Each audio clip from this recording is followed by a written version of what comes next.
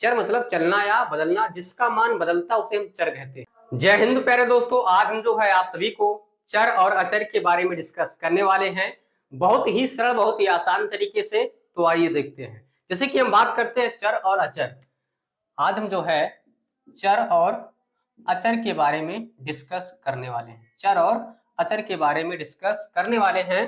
तो चर को इंग्लिश में बोलते हैं वेरिएबल। क्या बोलते हैं? वेरिएबल बोलते हैं। ठीक, चर को वेरिएबल बोलते हैं और अचर को कांस्टेंट बोलते हैं। क्या बोलते हैं? कांस्टेंट बोलते हैं। ठीक है, अचर को हम क्या बोलते हैं? कांस्टेंट बोलते हैं, अचर को वेरिएबल बोलते हैं। ठीक, अब चर का मतलब क्या होता है? चर मतलब चलना या बदलना।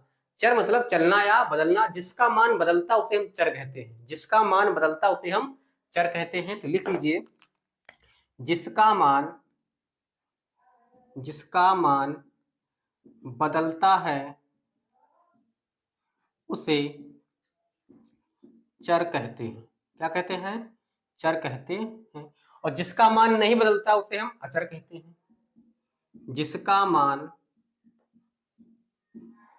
नहीं बदलता है उसे अचर कहते हैं।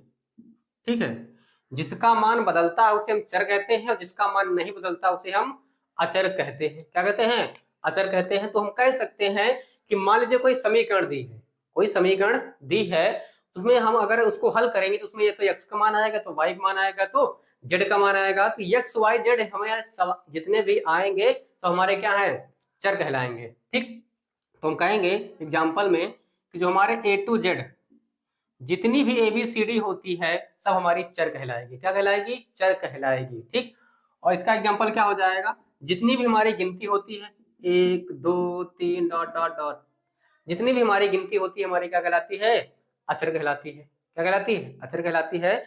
जितनी भी हमारी ABCD होती है उस हमारी क्या कहलाती है?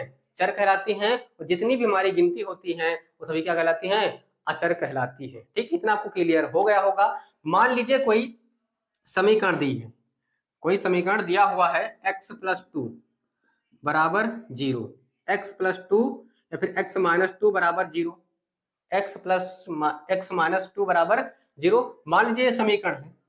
अगर आपसे कहा जाए कि x का मान निकालो, या फिर कहा जाए कि y माइनस 3 बराबर 0, या फिर z माइनस 4 बराबर 0, z माइनस 4 बराबर 0। अब यहां पर देखेंगे तो हमारे किसके मान आ रहे हैं? x के, y के, z के। तो जो x y z है क्या है? हमारे चर कहलाएंगे, क्योंकि इनके मान बदल रहे हैं। देखिए यहाँ पर x का मान क्या रहा है? 2, यहाँ पर y का मान 3, यहाँ पर z का मान 4। इस प्रकार और हल करेंगे, x माइनस 3 बराबर 0, तो यहाँ पर x का मान कितना आ जाएगा? 3 आ जाएगा।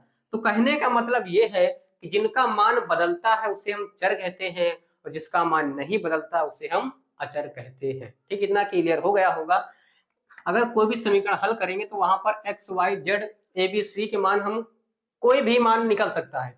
लेकिन अगर हम बात करते हैं चर की, तो अगर एक है तो एक ही रहेगा, दो नहीं हो जाएगा। अगर 5 है तो 5 ही रहेगा, 5 से बढ़कर अगर ये 5 है तो ये 5 बराबर 5 ही लिखा जाएगा।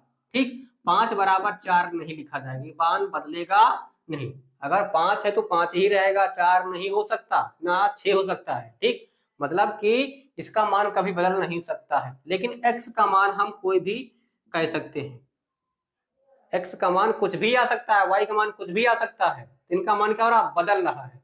इनका मान क्या हो रहा है? बदल रहा है। तो इसे हम क्या कहेंगे? चर कहेंगे। जिसका मान नहीं बदल रहा उसे हम क्या कहेंगे? अचर कहेंगे। ठीक, इतना आपको क्लियर हो गया होगा। अब मिलते हैं नेक्स्ट वीडियो में, तब तक के लिए जय हिंद, वंदे मातरम।